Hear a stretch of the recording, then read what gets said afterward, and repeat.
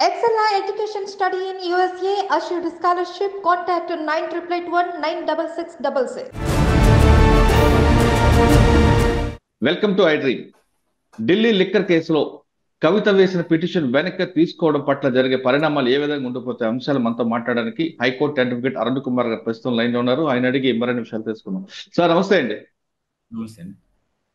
Sir actual గా ఇవాళ సుప్రీంకోర్టులో పిటిషన్ ఉంది. ఈ పిటిషన్ విచారణ రాకముందే అరెస్ట్ చేయడం తప్పు పడుతున్న కవిత అడ్వకేట్స్ ఈ రోజు సుప్రీంకోర్టుకు వెళ్ళి ఆ పిటిషన్ వెనక్కి తీసుకోవడం వెనక ఏమైనా కొత్తగా ఉద్దేశం ఉందా, లేదా ఆల్రెడీ అరెస్ట్ చేశారు కాబట్టి ఇంక దీనిపై విచారణ ఎందుకంటూ వెనక్కి తీసుకున్నారు? 15th రోజే మాట్లాడుకున్నాం. 19వ తారీఖు నాడు ఏం జరుగుతుంది అని మీరు అడిగినప్పుడు నేను చెప్పినాను అది డిస్మిస్ అవుతుంది, కాలదోషం పట్టింది, ఇన్ఫ్రక్షన్స్ అని చెప్పడం జరిగింది. ఇన్ఫ్రక్షన్స్ అంటే విచారణార్హత లేనిదని అర్థం.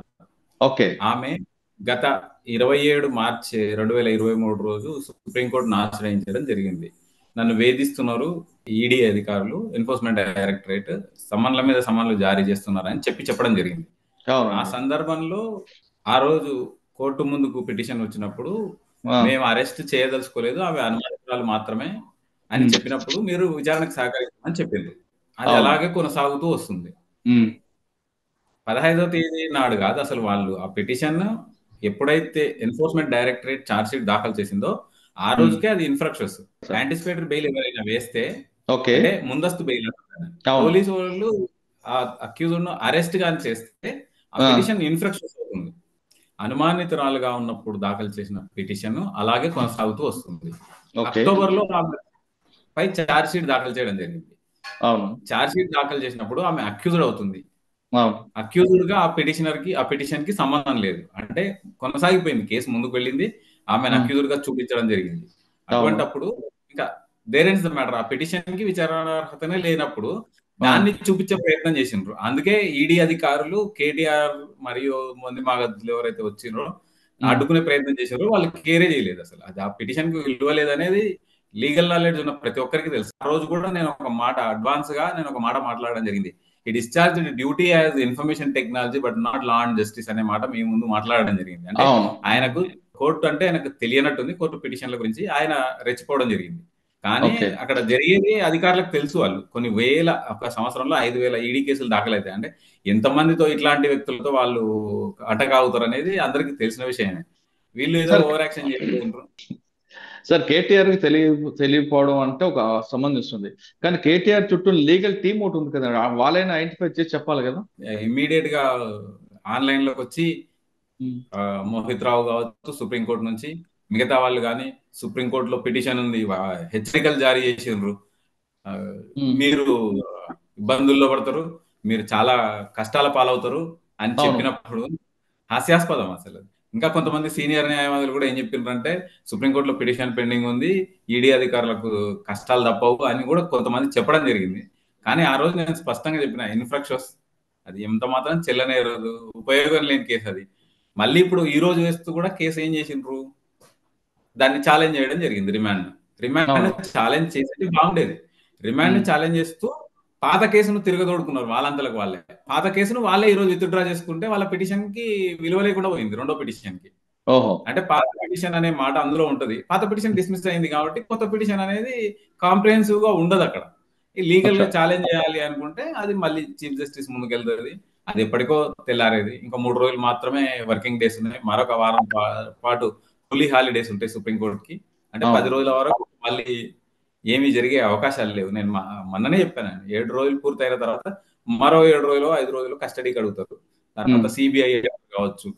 ఇలాగే ఈమెకు వీళ్ళు ప్లాన్ చేసుకునేది అన్న మాట కూడా నేను చెప్పడం జరిగింది. ఈ అరెస్ట్ అనేది స్వతహాగా ఒక గేమ్ ఆడి సింపతి గెయిన్ చేసుకోవడానికి ఎలక్షన్ల ముందరో బీఆర్ఎస్ పార్టీ ఆడిన నాటకం లాగానే నాకు కనిపిస్తుంది అని స్పష్టంగా చెప్పడం జరిగింది. ఎందుకంటే ఈమె ఢిల్లీ వెళ్లే లోపలనే ఉదయం 10:30 లోపలనే అరవింద్ కేజ్రీవాల్ రావడం, యాంటిసిపేటరీ బెయిల్ లో షూరిటీలు సమర్పించడం, వెళ్ళిపోవడం, ఇవన్నీ కాకతాళీయం కాదు, నాటకీయంగా కనిపిస్తున్నాయి. అంటే కేసు స్టార్ట్ అయిపోయింది, మీకు బెయిల్ తొందరగా రావాలని ప్రెషర్ ఆయన మీద పెట్టడంతో ఆయన విధిలేని పరిస్థితుల్లో యాంటిసిపేటరీకి అప్లై చేసుకున్నారు. ఇక ఈ ఎపిసోడ్ అంతా వీళ్ళు డిజైన్ చేసుకున్నట్టే కనిపిస్తుంది. అరవింద్ గారు తీసుకున్న బెయిల్ 174 లో కాబట్టి అది ఈజీగా బెయిల్ వస్తుంది. సమ్మన్స్ తీసుకోలేదు కాబట్టి. కానీ మెయిన్ కేసులో కాదు కదా. ఆయన మీద కూడా ఛార్జ్ షీట్ ఉంది సార్. ఆయన మీద కూడా ఛార్జ్ షీట్ ఉంది. అవును, ఆయనతో కలిసే ఆయన head of the institution, Delhi కరెక్టే. Chief minister. అవును. యాంటిసిపేటరీ బెయిల్ ఆయన తీసుకుంది, యాంటిసిపేటరీ బెయిల్ ఉమ్, ముందస్తుగానే తీసుకున్నారు. అంటే వీళ్ళ ఒక పద్ధతి ప్రకారం, ప్లాన్ ప్రకారమే ప్లాన్ వేసుకొని వచ్చిండ్రు. ఉమ్, ఆ కేసులో ప్రణీత్ రావు అరెస్ట్ కావడం వీళ్ళకి ఆశనిపాతమైంది. అంటే day to day information, phone to phone information వీళ్ళకి ఉమ్, ఇచ్చేవాళ్ళు లేకపోవడంతో వీళ్ళు అనుకున్నది కుదరలేదు. ఏదో అచ్చా. కస్టడీకి ఇబ్బంది పెట్టి గాయ చేద్దాం లేదు. ఇంత స్మూత్ గా ఇష్యూ వెళ్ళిపోయిందంటే ఫ్లైట్ కూడా ఆమె ఎక్కి వెళ్ళిపోవడం ఇవన్నీ చూస్తుంటే తద్వారా అరెస్ట్ ద్వారా బీఆర్ఎస్ ఏదో లబ్ధి పొందే ప్రయత్నం చేయాలని ఆ సింపతి అందరూ అన్నారు.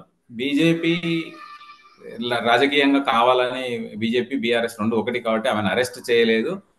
ఉమ్, అయితే బీజేపీ ఉన్న వాళ్ళు కూడా కొంతమంది ఆ రోజు మాట్లాడడం జరిగింది, ఆమెను అరెస్ట్ చేసింటే నష్టం జరగకపోయిండేది, మేము లాభపడే వాళ్ళం. అంటే ఉమ్, అరెస్ట్ చేస్తే నష్టపోతారు అని బీజేపీలో ఊహ ఉంది కాబట్టి ఎలక్షన్ల ఓకే. ముందు ఆమె అరెస్ట్ చేస్తే బీజేపీ నష్టపోతుందేమో అన్న ముందు జాగ్రత్తగా వీళ్ళు వేసుకున్న స్కెచ్ పూర్తిగా మన్నులో వచ్చినట్టు అయింది. కాబట్టి అది ఉపయోగం లేకుండా పోయింది. అంటే మీరు చెప్తున్నట్లుగా కవిత కేవలం సానుభూతి కోసం అరెస్ట్ అయిందంటారు. ఆబ్వియస్ గా ఇన్ని రోజులు లేని, సంవత్సరం పాటు లేని వాళ్ళకి తెలియదా? వాళ్ళ లీగల్ టీంకి తెలియదా? Advocate general, additional advocate general, additional పీపీలు, జీపీలు ఇంతమంది ఉన్న టీంలో ఈ మాత్రం లీగల్ నాలెడ్జ్ ఉండదని అనుకోవడం భ్రమ. అంటే వీళ్ళు టైమ్లీ యాక్ట్ చేస్తారు అంతే. సార్, ఇప్పుడు తర్వాత జరిగే పరిణామాలు ఏ విధంగా ఉంటాయండి? ఈ పిటిషన్ తీసుకున్నారు, మీరు అన్నట్లుగా 23వ తారీఖు వరకు కస్టడీ ఉంది.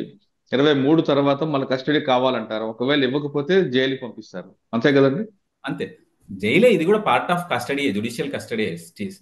కానీ ఇది జైలు అంటే సాయంత్రం 6 నుంచి 7 తర్వాత కుటుంబ సభ్యులు కలుస్తున్నారు కదా, అక్కడ జైలుకి వెళ్తే కలవడం ఉండదు కదా. ఇది జుడిషియల్ కస్టడీలో భాగంగానే కొనసాగుతుంది. 5 రోజులు వీళ్ళకి కస్టడీకి ఇచ్చినప్పుడు దీన్ని కన్సిడర్ చేస్తారు, జుడిషియల్ కస్టడీ కింద కన్సిడర్ చేస్తారు. అవును, కానీ ఒకవేళ కస్టడీకి ఇచ్చారనుకోండి మరొక 5 రోజులు, అప్పుడు కూడా ఈడీ ఆఫీసులు ఉంటారు. ఒకవేళ ఇవ్వరు అంటే జైలు పంపిస్తారు. తిహార్ జైల్లో సార్ తిహార్ జైలుకి వెళ్ళిన తర్వాత సిబిఐ కస్టడీకి అడుగుతుందా? అరెస్ట్ సిబిఐ చూపిస్తారా? ఆల్రెడీ ఇంటికి వచ్చి కూడా ఎంక్వైరీ చేయడం జరిగింది, మీకు గుర్తునే ఉంటుంది. సిబిఐ కూడా అంటే సిబిఐ వేసిన సప్లిమెంటరీ ఛార్జ్ షీట్ లో ఈమెకి ఎక్యూజ్ గా చూపించారు, గతంలో విట్నెస్ పెట్టారు. ఇప్పుడు ఈ కేసులో కూడా సిబిఐ అరెస్ట్ చూపిస్తారా? ఆబ్వియస్ గా అవకాశం దొరికినప్పుడు ఎవరు వదిలిపెట్టరు. ఇన్వెస్టిగేషన్ ఏజెన్సీ మళ్ళీ హైదరాబాద్ కు వచ్చి ట్రాన్సిట్ వారెంట్లు, రిమాండ్లు ఇవన్నీ చూపించేదానికంటే అందుబాటులో ఉన్న అక్యూజ్లను ఖచ్చితంగా ఎవరైనా సరే కస్టడీలోకి తీసుకునే అవకాశం అయితే ఖచ్చితంగా ఉంటుంది. అంటే ఈడీ కేసులో ఒకవేళ బెయిల్ వచ్చినా సిబిఐ కేసు మాత్రం వెంటాడుతుంటుంది. ఇప్పుడు ఉన్న కేసులన్నింటిలో బెయిల్ రావాల్సి వస్తుంది బయటికి రావాలంటే. ఢిల్లీ వేదికగా, మరి ఢిల్లీ వేదికగా ఇంకెక్కడైనా ఫోన్ ట్యాపింగ్ మీద మళ్ళీ వీళ్ళది ఇన్వాల్వ్మెంట్ ఉందని చెప్పి ఇంకే రాష్ట్రంలో, మహారాష్ట్రలో కావచ్చు, ఎక్కడైనా ఏమైనా ఉంటే కూడా వాళ్ళు కూడా ఎగ్జిక్యూట్ చేసుకునే అవకాశాలు ఉంటాయి గతంలో వీళ్ళు ఏమైనా చేసి ఉంటే. ఓకే, ఇప్పుడు ఢిల్లీకి ఇప్పుడు కవిత కేసులో ఎప్పటిలో బెయిల్ వచ్చే అవకాశం ఉంటుంది? As per my legal knowledge ఎలక్షన్లు అయిపోయేంత వరకు రాకపోవచ్చు, జూన్. ఎందుకంటే ఇప్పటికే మనం గతంలో మాట్లాడుకున్నట్టు ఢిల్లీ ఉప ముఖ్యమంత్రి మనీష్ సిసోడియా 1 సంవత్సరం కాలం నుంచి జైల్లోనే ఉన్నారు. అవును, ఉప ముఖ్యమంత్రిగానే కొనసాగిండ్రు. విమర్శలకు తట్టుకోలేక తర్వాత ఆయనను పదవి నుంచి తొలగించడం జరిగింది. కొన్ని రోజుల పాటు అదే హోదాలో ఆయన జైల్లో కొనసాగిండ్రు. కాకుంటే ఇప్పుడు ఆయన అవకాశం ఉంది. యాంటిసిపేటరీ బెయిల్ తో అరవింద్ కేజ్రీవాల్ కూడా తీసుకున్నందుకు ఇప్పుడు ఆల్మోస్ట్ అందరూ సరెండర్ అయిపోయినట్టే, అందరూ కోర్టు ముందు ఉన్నట్టే. కాబట్టి there must be chance for Manish Sisodia to get a bail. Kavitha bail అండి? కవిత బెయిల్ ఇంత తొందరగా అయితే రాకపోవచ్చు. ఆమెను ఎంక్వైరీ చేయాల్సింది, ఆమెనే కింగ్ పిన్. అకౌంట్లు, విదేశాల నుంచి వచ్చిన డబ్బులు, వీటన్నింటికి సిబిఐ కస్టడీలు ఇవన్నీ ఉండే అవకాశం ఉంటుంది. కాబట్టి ఐటీ కూడా వాళ్ళు క్వశ్చన్ చేయాలనుకోవచ్చు. సెపరేట్ గా చేస్తారా, మరి వీళ్ళతో పాటే వాళ్ళు చేస్తారా అనేది చూడాలి. ఇన్ని 3 రకాల కేసులు ఆమె ఎదుర్కొంటుంది. ఆ 3 రకాల బిల్లు వచ్చినంత మాత్రానే తర్వాతనే వీళ్ళకి ఎవరికైనా అవకాశం ఉంది. ఓకే సార్, ఫైనల్ గా చెప్పండి, నిన్న పిటిషన్ పిలిచినప్పుడు కవిత హస్బెండ్ అనిల్ కూడా పోలేదు ఈడీ దగ్గరికి. దీని మీద ఈడీ ఏ విధంగా క్వశ్చన్ చేస్తుంది, ఏ విధంగా సీరియస్ గా తీసుకుంటాడు? డెఫినెట్ గా సహకరించాలి. ఆయన అకౌంట్ 100 కోట్లు ఉన్నాయనే ఒక ఇన్ఫర్మేషన్ అయితే వస్తుంది. మరి ఆ 100 కోట్లు ఎట్లా నుంచి వచ్చినాయి అనేది క్లారిటీ తీసుకోవడానికి గవర్నమెంట్ ఏజెన్సీగా ఎన్ఫోర్స్మెంట్ డైరెక్టరేట్ కి పూర్తి స్థాయి అధికారం ఉంది. ఒకవేళ ఇన్వెస్టిగేషన్ జరుగుతున్నప్పుడు తాను వెళ్తే, ఎంక్వైరీ జరుగుతున్నప్పుడు తాను వెళ్తే అరెస్ట్ చేస్తారేమన్న భయంతో అక్కడనే ఉన్నా కూడా ఆయన సహకరించినట్టుంది, దూరంగా ఉన్నట్టున్నాడు ఇన్వెస్టిగేషన్ కి. వాళ్ళు కూడా మళ్ళీ సేమ్ అనుమానం వస్తే ఈమెను ఛార్జ్ షీట్ ఫైల్ చేస్తూ ఆయనను కూడా అక్యూజ్ చూపించారు అంటే ఆయన కూడా మళ్ళీ కోర్టే రిమాండ్ జ్యుడిషియల్ ఎన్బిడబ్ల్యూ ఇష్యూ చేసే అవకాశం ఉంది. మొన్న క్లియర్ గా పోలీసులు వాళ్ళు ఎన్ఫోర్స్మెంట్ డైరెక్టరేట్ అధికారులు వచ్చింది అరెస్ట్ వారెంట్ తో వచ్చిండ్రు. ఫిబ్రవరి 20వ తారీఖు నాడు మేము ఫైనల్ గా ఆమెను అడిగినాము, ఆమె రాలేదు, సహకరించట్లేదు, కాబట్టి మాకు అరెస్ట్ వారెంట్ ఇవ్వండి ఆమెను తీసుకురావడానికి అని చెప్పిన సందర్భంలో కోర్టు ద్వారా వచ్చిన అరెస్ట్ వారెంట్ తో వెళ్ళింది ఆమె. లేకుంటే అంత ఈజీగా సమన్లకి లొంగే ఘటన అయితే కాకపోవచ్చు. మొత్తం మీద తీసుకుంటే కవిత ఇప్పట్లో బయటకు రాదంటున్నారు అరుణ్ కుమార్ గారు.